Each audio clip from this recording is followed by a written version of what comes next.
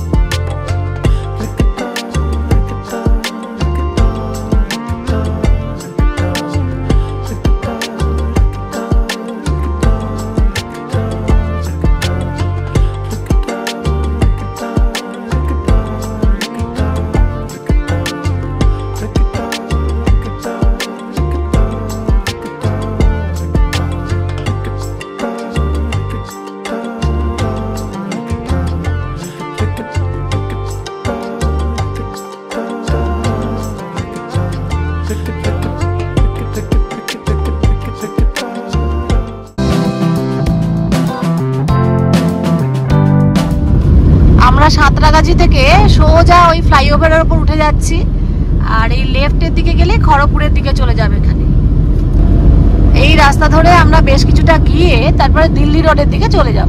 আজকে সঙ্গী সাথীদের একটু দেখিয়ে দিই সকাল সকাল। এই যে আর এই যে আজকে আমাদের সাথে আরো দুটো ফ্যামিলি আছে, তাদের সাথে আমরা এখনো মিট করিনি। এই অন দা ওয়ে মিট করবো, দিয়ে একসাথে সবাই মিলে যাব, সবার সাথে দেখা করাবো। সঙ্গে থাকুন, পুরো রোড ট্রিপটা এনজয় করুন। বাড়ি থেকে আমাদের চন্দননগর যেতে মোটামুটি 1 ঘন্টা লাগে, 1 ঘন্টা থেকে 1 ঘন্টা 10 মিনিট মতো, আর ডিস্টেন্স প্রায় 46 কিলোমিটার দেখাচ্ছে।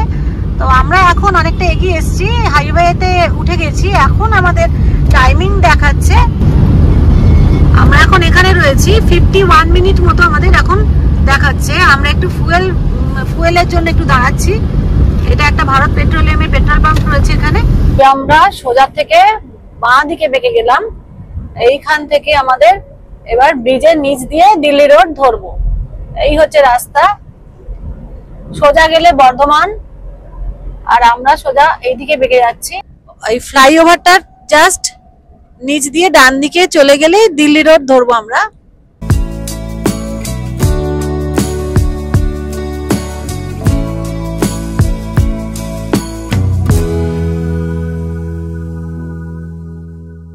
আমরা দিল্লি রোডে চলে এসেছি, আমরা দিল্লি রোড ধরে এখন যাচ্ছি। আর এখান থেকে আর আমাদের ডিস্টেন্স দেখাচ্ছে 26 কিলোমিটার, আর আমাদের 36 মিনিট মতো লাগবে চন্দননগর যেতে। আজকে রাস্তা যথেষ্টই ফাঁকা দেখতে পাচ্ছি, এমন কিছু আমাদের কোথাওই দাঁড়াতে হলো না। আমরা রাস্তার মাঝখানে একটু ফুয়েল নিলাম, আমরা অনেকটাই এগিয়ে চলে এসেছি। ভালোই লাগছে, আজকের ওয়েদারটা খুব ভালো আছে। আজকে মেঘলা আকাশ, আর সঙ্গে বৃষ্টি না হয় এটাই চাইছি, একটু ঠান্ডা ঠান্ডা থাকুক। আজকে বৃষ্টি হয়নি এখনো পর্যন্ত সকাল থেকে। গতকাল প্রচন্ড বৃষ্টি ছিল, আমি চিন্তা করছিলাম যে আমরা যাব, কেননা উইকেন্ড ট্রিপ গুলো কি হয়, হাতে তো বেশি সময় থাকে না, এবার সবকিছু দেখে ওইটুকু সময়ের মধ্যে মানে অনেক কিছুই কভার করা যায় না। আজকে চন্দননগর থেকে বেশ কিছু জায়গা ঘোরার প্ল্যান রয়েছে, দেখা যাক, যদি বৃষ্টি হয় তাহলে তো সবই গেল, আর নইলে আমরা হংসেশ্বরী মন্দির দেখবো, ব্যান্ডেল চার্চ দেখবো, ইমামবাড়া দেখবো। এগুলো যদি চন্দননগরে নয়, চন্দননগরের স্পেশালিটি হচ্ছে এখানকার ফরাসি যে উপনিবেশ হয়েছিল তার কিছু স্মৃতি এখনো রয়েছে। তা চন্দননগর স্ট্র্যান্ড, যেটা নদীর ধারে, গঙ্গা নদী বলুন বা হুগলি নদীর ধারে, সেই স্ট্র্যান্ড, সেখানে জমিয়ে খাওয়া দাওয়া, সন্ধ্যেবেলা আড্ডা, সেগুলো অনেক কিছু আছে। চার্চ দেখবো, সেই চার্চটাও রয়েছে। আমাদের মতো এইভাবে একটা উইকেন্ড ট্রিপ আপনারা যদি কাটাতে চান, তো যে কোনো দিন উইদাউট প্ল্যানিং, আমরা যেমন হট করে বেরিয়ে পড়েছি, উইদাউট প্ল্যানিং এর ট্রিপ এটা আর কি আমাদের। অ্যাকচুয়ালি চন্দননগর আমার বহুদিনের যাওয়ার ইচ্ছা জগদ্ধাত্রী ঠাকুর দেখার জন্য, কিন্তু এখনো পর্যন্ত ওই ভিড় আর অনেকটা হাঁটতে হবে, এই ভয়ে আমি গিয়ে উঠতে পারিনি। মা যদি ডাকেন তাহলে জগদ্ধাত্রী ঠাকুরও দেখতে যাব। এবছরে চেষ্টা করব জগদ্ধাত্রী ঠাকুর যদি দেখতে চন্দননগর আবার আসতে পারি। কিরে, বৃষ্টি যাতে না পড়ে সেজন্য একটা প্রে কর ভালো করে, যাতে আমরা ভালো করে ঘুরতে পারি। আমরা পৌঁছে গেছি আমাদের ডেস্টিনেশনে, আর আমাদের আর সকল মেম্বারদের দেখিয়ে দিই। আমাদের শ্রেয়াংশ বাবু প্রথমেই, কি মজা, আজকে আমরা দারুণ মজা করবো, তাই না? এই যে সিদ্ধার্থ, নবনীতা, জয়শ্রী, আর আমাদের আসল লোক ওইদিকে আসছেন, শুভঙ্কর। আচ্ছা, আমাদের গাড়িগুলো এখানে পার্কিং করা হচ্ছে।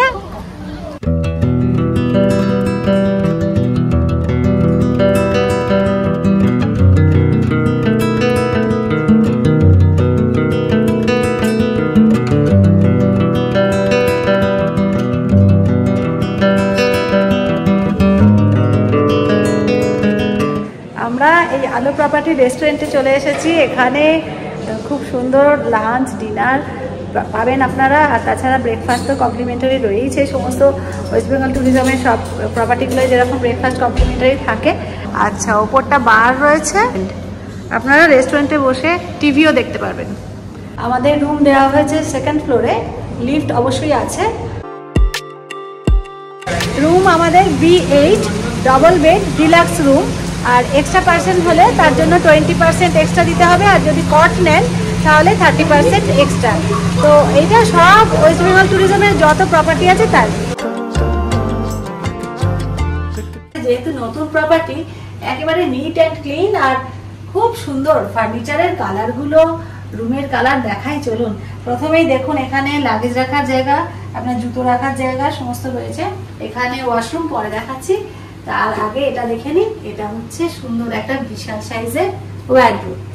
এক্সট্রা পার্সনের এখানে একটা পিলো রাখা রয়েছে, হ্যাঙ্গার রয়েছে, আর প্রচুর জায়গা, প্রচুর। তারপরেই হচ্ছে একটা ফুল সাইজ মিরর। ওপরে লাইটিংটা দেখুন, কোনো অসুবিধা নেই মুখ দেখতে। টিভি, আর নিচে হচ্ছে মিনি ফ্রিজ। দেখুন এখানে ফ্রিজ রয়েছে। যেহেতু ডবল বেডের রুম, এরকম দুটো চেয়ার রয়েছে, এখানে বসে আপনারা খাওয়া দাওয়া করতে পারবেন। এইগুলো কমপ্লিমেন্টারি যে টি, কফি, মিল্ক, এই সমস্ত পাউচগুলো থাকে সেইগুলো রয়েছে। দুটো গ্লাস, কাপ, ডিশ সব কিছু রয়েছে। এখানে খুব সুন্দর পেন্টিং করা রয়েছে। আর এইখান থেকে আমি দেখিয়ে দিই রুমটা, বেডের সাইজটা ঠিকঠাক। সমস্ত ওয়েস্ট বেঙ্গল ট্যুরিজমে যেরকম একটা 3 জনে শোয়ার মতো থাকে, আপনারা সঙ্গে বাচ্চা নিয়ে ইজিলি শুতে পারবেন। একটু কষ্টসিষ্টে 3 জন অ্যাডাল্টও হয়ে যায়। এখানে মেনু কার্ড দেওয়া রয়েছে, সবকিছু দেখে অর্ডার করতে পারবেন। এখানে একটা বেড সাইড টেবিল আর ড্রয়ার। আচ্ছা, বিছানায় সব থেকে ভালো লাগে এই ওয়েস্ট বেঙ্গল ট্যুরিজমের এখন হয়েছে যেটা, যে দুটো করে পিলো, সাইড পিলো দেওয়া থাকছে। একটা বিশাল ব্যালকনি রয়েছে, সেটা আমরা দেখে নেব। ওয়াও, বাইরের ওয়েদারটা দেখুন, শুধু সুন্দর গাছপালা। এই ব্যালকনিটা সাইজটা দেখুন শুধু একবার। দেখে নিই ওয়াশরুমটা, বেশ বড় সাইজের ওয়াশরুম। ফ্যান দেওয়া রয়েছে ওয়াশরুমের মধ্যে, কার্টেন দিয়ে এটা সেপারেট করা রয়েছে। ডেন্টাল কিট বা সাবান, শ্যাম্পু সবকিছু আছে। আর এই যে হচ্ছে টাওয়াল। আমরা আলো প্রপার্টির এসি ডবল বেড যে রুমটা সেটাই আছি। তাছাড়াও আরও এখানে 3 রকমের ক্যাটাগরির রুম রয়েছে, যেমন টুইন বেডেড রুম, তাছাড়াও রয়েছে 6 বেডেড রুম, আর রয়েছে সুইট রুম। তার মধ্যে আমরা আপনাদের কয়েকটা রুম দেখিয়ে দিই, চলুন। তো টুইন বেডেড রুমটা আগে দেখে নিচ্ছি। এই সেকেন্ড ফ্লোরেরটাই দেখাচ্ছি, আমরা ওইগুলোতে রয়েছি। আর এখানে রয়েছে, এইটা হচ্ছে B13। আপনারা এর ট্যারিফটা যখনই আপনারা ওদের ওয়েবসাইটটা খুলবেন সব কটা রুমেরই ট্যারিফ দেখতে পাবেন। যেমন ডবল বেডে আছে সেই রকমই এখানে লাগেজ রাখার জায়গা, ওয়ার্ড্রোব, রুম প্রায় সেম। এই যে মিরার রয়েছে, একদম একই, শুধু বেডটা এখানে টুইন বেডের থাকবে। এইখানে দুটো সিঙ্গেল বেড রয়েছে। দেখুন এখান থেকে রুমের সাইজটা বুঝতেই পারছেন আশা করি, বিশাল বড়। দুটো টুইন বেড রয়েছে, মাঝখানে একটা বেড সাইড টেবিল রয়েছে, ইন্টারকামের ব্যবস্থা রয়েছে, এসি তো অবশ্যই রয়েছে। আর এখানে লাইটিংগুলোও খুব সুন্দর, একটা বড় সাইজের টিভি দেওয়া রয়েছে। সেম আগের রুমের মতো যেরকম ডবল বেডেড রুমের চেয়ার টেবিল রয়েছে এখানেও তাই। এখানে টি কফি কিট দেওয়া রয়েছে, দেখতে পাচ্ছি খুব সুন্দর বাইরেটা দেখা যায়। চলুন আমরা ব্যালকনিটা দেখে নিই। দেখুন ওখানে পার্কটা দেখা যাচ্ছে, নিচের অংশটা। এই প্রপার্টিটার খুব কাছেই স্টেশন, যার জন্য এখান থেকে ট্রেনের আওয়াজও শোনা যাচ্ছে। আর যারা ট্রেনে আসবেন তাদের পক্ষে আলো প্রপার্টিতে আসাটা খুব ইজি হবে। একদম সেম ওয়াশরুম এখানেও রয়েছে, কার্টেন দিয়ে স্নানের জায়গা আলাদা করা রয়েছে, ওয়াশ বেসিন, কোমোড, ফ্যান রয়েছে এখানে। সব সময়ের জন্য গিজারে 24 আওয়ার্স গরম জল আপনারা পাবেন। দেখুন আমি একটা টুইন বেডেড রুম দেখালাম, আর এসি ডবল বেডেড রুম তো দেখিয়েছি। আর আছে সুইট রুম, সেইটা এখন ভর্তি রয়েছে, কাজে আমি ওটা দেখাতে পারছি না। আপনারা পরবর্তী সময় যখন আসবেন সুইট রুমও নিতে পারবেন। আর এইখানে যেটা আছে সেটা হচ্ছে 6 বেডেড একটা রুম, দুর্ধর্ষ একটা বিশাল বড় রুম। যদি একসাথে বন্ধুরা মিলে আসেন এটা নিতে পারেন, আমি দেখিয়ে দিই। এইটা হচ্ছে B2। বাপরে, বিশাল বিশাল, ফুটবল খেলা যাবে এত বড়। দুটো কিং সাইজ বেড রয়েছে দুপাশে, আর দুটো সিঙ্গেল বেড রয়েছে। আমার ভিডিওটা দেখে নিয়ে তারপরে বুক করুন, তাহলে বুঝতে পারবেন যে আপনারা কি ফ্যাসিলিটিটা পাচ্ছেন। দেখুন এখানে লাগেজ রাখার জায়গা রয়েছে, এখানে কাপবোর্ড রয়েছে, যেরকম অন্য রুমে রয়েছে এখানেও রয়েছে। এক্সট্রা পিলো রয়েছে, চেয়ার টেবিল, 6 জনের জন্য গ্লাস 6টা দেওয়া রয়েছে, চা কফি সব 6 জনের। দেখুন মিনারেল ওয়াটার 6 জনের। ওয়াশরুমটা সেম এরকমই বড় ওয়াশরুম, বেশ বড় সড়ই, আর খুব একটা ছোট নয়। এখানে এসি দেখতে পাচ্ছেন, অন্য রুমে সেন্ট্রালাইজড এসি রয়েছে। আর এই হচ্ছে, আপনারা যদি 6 জনে আসছেন তাহলে একটু প্রাইভেসি তো লাগে জামা কাপড় চেঞ্জ করার জন্য, তাহলে আপনারা এই এরিয়াটা একদম ব্লক পাচ্ছেন। এটা বন্ধ করে দিলেন, দিয়ে এই এরিয়াতে আপনারা ড্রেস চেঞ্জ করলেন। ধরুন বন্ধু বান্ধবের সাথে এসছেন, যে যার মতো ড্রেস চেঞ্জ করবেন। একটা বাইরে ওয়াশরুম রয়েছে, আর এখানে আর একটা ওয়াশরুম রয়েছে, দুটো ওয়াশরুম রয়েছে। এই ওয়াশরুমটাই সেমই রয়েছে সাইজ। এই যে স্নানের জায়গা, দেখুন এখানে সোফাটা কিন্তু সোফা কাম বেড রয়েছে, চাইলে আপনারা এইটা শেয়ার করতে পারবেন। এক্সট্রা পার্সন যখন থাকবে, ধরুন আরও 2 পার্সন অ্যালাউড হবে, মানে 8 জন হয়ে যাবে। এইটা 20% এক্সট্রা দিলে এইটা আপনারা ইউজ করতে পারবেন।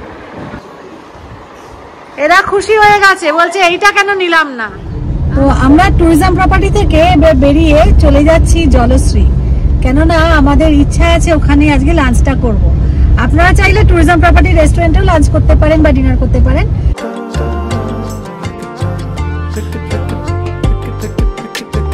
আমরা জানি কলকাতায় যেরকম বাগবাজার, বউবাজার ইত্যাদি আছে, স্ট্র্যান্ড রোড আছে, তেমনি চন্দননগরেও বউবাজার, বাগবাজার ইত্যাদি আছে।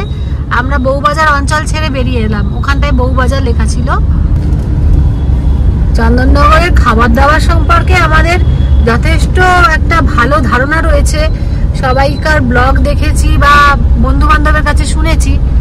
আর এখানের মিষ্টি তো ফেমাস, তো দেখি কি করা যায়, কত খাবো আর একদিনে।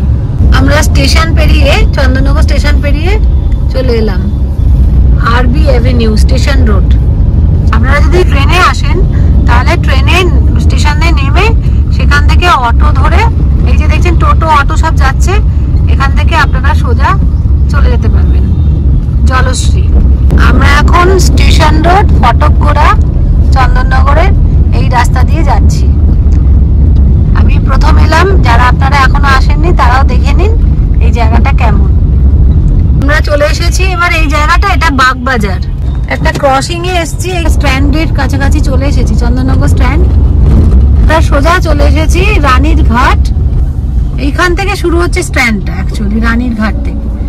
এইখান থেকে আপনারা একবারে হুগলি নদী ধরে যত এগোবেন এটাই হচ্ছে চন্দননগর স্ট্যান্ড। ডান দিকে ওমেন্স পলিটেকনিক রয়েছে, এখান থেকে জেটি আছে, এই জেটি থেকে লঞ্চ এপার ওপার করছে। আমরা পৌঁছে গেছি জলশ্রী, এই যে দেখতে পাচ্ছেন। আমরা জলশ্রীর সামনাসামনি চলে এসেছি। এবারে গাড়ি পার্কিংটা দেখে নিতে হবে এখানে সামনে করা যাবে কিনা, দিয়ে তারপরে আমরা ভেতরে যাব।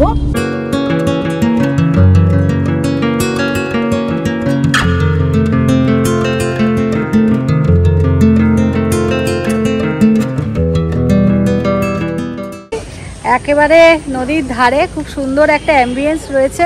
আজকে যেহেতু আকাশটাও সুন্দর হয়ে রয়েছে, না বৃষ্টি, মানে এখন বৃষ্টি হচ্ছে না, একটু আগে প্রচুর বৃষ্টি হয়েছে, তো রোদ নেই, সেই জন্য ঘুরে আনন্দ আর কি।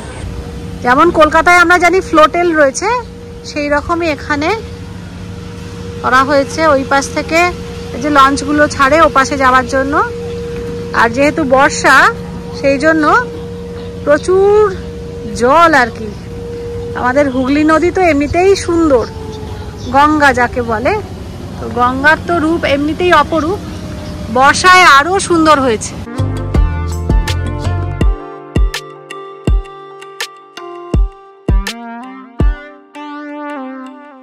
অপূর্ব, আকাশটা দেখুন কি সুন্দর হয়েছে।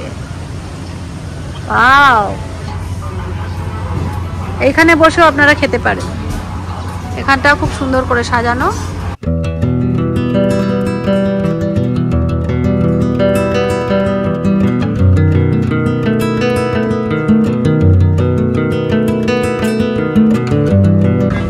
দারুণ লাগছে। ওহ, জাহাজের ডেকে বসার মতো একটা এরিয়া, আর এখানে ফটো তোলার জন্য তো আদর্শ একেবারে।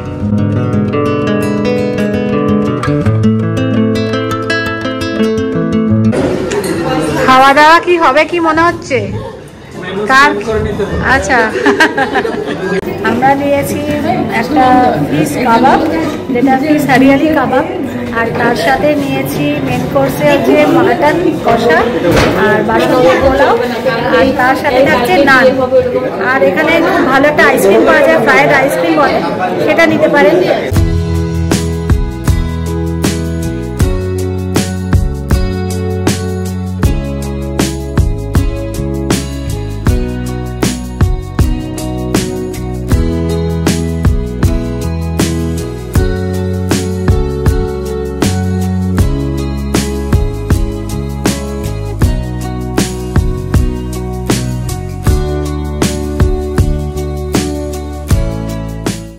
চাইলে ওপরেও বসতে পারেন, আমরা ওপরটা আপনার জাস্ট একটা দেখিয়ে দিচ্ছি। ওপরটা পুরো অকুপাইড আছে, আমরা জাস্ট ওপরটা দেখিয়ে দিচ্ছি এই সুন্দর এরিয়ার মধ্যে গিয়ে।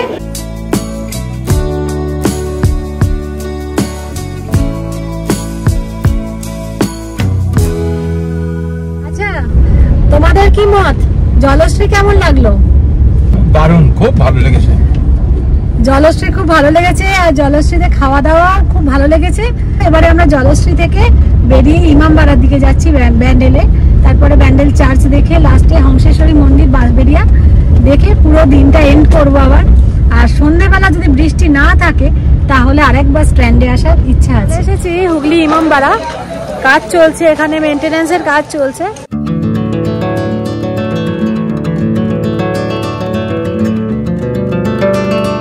টিকিট কাটতে হলো 20 রুপিস করে।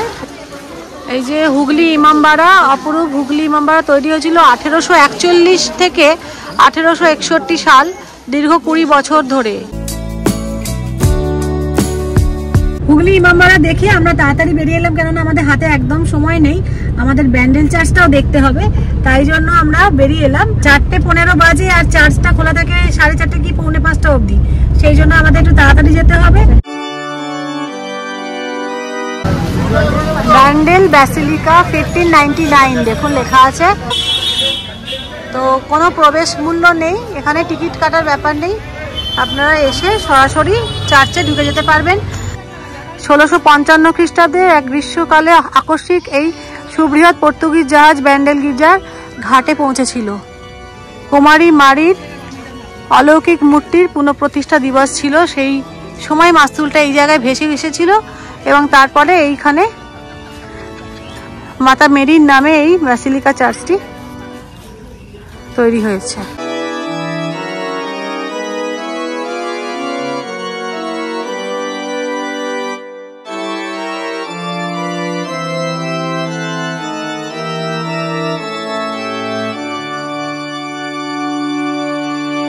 আমরা চলে এসেছি হংসেশ্বরী মন্দিরের একদম সামনে। এখানে বাইরে ডালি পাওয়া যাচ্ছে, আপনারা নিতে পারেন কিনে, ফুল দেওয়া, তাছাড়া মিষ্টির দোকানও আছে পুজো দেওয়ার মতো। এখানে রাজবাড়িও আছে কাছে একটা, আর আপনারা এখানে দেখতে পারেন একটা পাশেই পুরনো মন্দির রয়েছে।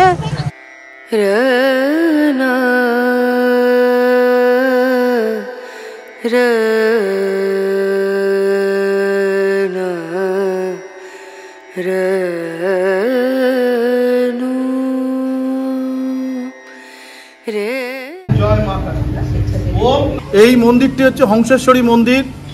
বাঁশবেড়িয়ার রাজা নৃসিংহ দেব রায় 1801 খ্রিস্টাব্দে শুরু করেছিলেন। ছোট চক্র ভেদ বিশিষ্ট মন্দির, মানব দেহের আদলে তৈরি। হংসেশ্বরী মা হলেন দক্ষিণাকালীর একটা রূপ। হংসেশ্বরী মা দারু মূর্তি নিম কাঠ দিয়ে তৈরি। হংসেশ্বরী মা পঞ্চমুণ্ডির আসনের উপর বসে আছেন, তার উপর শিব ঠাকুর শয়ন। শিব ঠাকুর হৃদয় থেকে পদ্মফুল বেরিয়েছে, তার দ্বাদশ পাপড়ি, তার উপর মা ললিতা আসন হয়ে কল্পতরু বৃক্ষের তলায় বসে আছেন। হংসেশ্বরী মন্দির খোলা থাকে সকাল 7টা থেকে 12:30, আর দুপুর 1:15 থেকে রাত্রি 7:30। দুপুরবেলা মায়ের পুজো বন্ধ থাকে, এমনি মায়ের দর্শন করা যায়। আর সকালবেলা নিত্য পুজো হয় সকাল 10টা, পুষ্পাঞ্জলি হয় সকাল 11টা, ভোগ নিবেদন হয় 12:30। আর খুব সকাল সকাল এসে 7টা থেকে 9টার মধ্যে খুব সকাল সকাল এসে কুপন নিতে হয়, তাহলে 12:30টায় ভোগ পুজো হয়, 1টায় পাওয়া যায়। আর সন্ধ্যা আরতি হয় শীতকালে 5:30 আর গ্রীষ্মকালে 6:30। এই হলো চন্দননগর চার্চ। আমরা একটু সন্ধ্যেবেলায় এসেছি কারণ সকালবেলায় আর আসার সময় হয়নি। এটা বোধহয় জোড়াঘাট।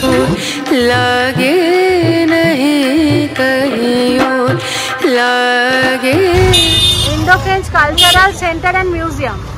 এখানে ইন্ডো ফ্রেঞ্চের সেই সময়কার সবকিছু রাখা রয়েছে মিউজিয়ামে। বিশ্বকবি রবীন্দ্রনাথ ও ঈশ্বরচন্দ্র বিদ্যাসাগরের স্মৃতিবিজড়িত সান্নিধ্যধন্য পাতাল বাড়ি পুরো বন্ধ করা রয়েছে। এইটার একটা ফ্লোর নিচে দেখতেই পাচ্ছেন। পাতাল বাড়ি কেন বলা হয়? তো এই যে হচ্ছে পাতাল বাড়ি, চন্দননগরের এই স্ট্যান্ডে আসলে আপনারা এই পাতাল বাড়িটা অবশ্যই এই সামনে থেকে দেখে যাবেন, এখন বন্ধই থাকে। আর এইটা রবীন্দ্রনাথ ঠাকুরের স্মৃতি বিজড়িত যে বাড়িটা। দাঁড়ান আমি আপনাদের এই এরিয়াটা একটু দেখিয়ে দিই। প্রচুর ভিড়, টোটো, আর এই যে সোজা চার্চ, তার দুপাশে খাবার দোকান।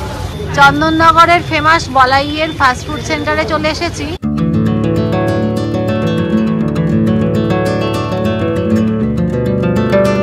তো আমরা এখানে সূর্য মোদকের দোকানে চলে এসেছি চন্দননগরে। এখানে আজকে ব্লগটা শেষ হবে মিষ্টি মুখ দিয়ে।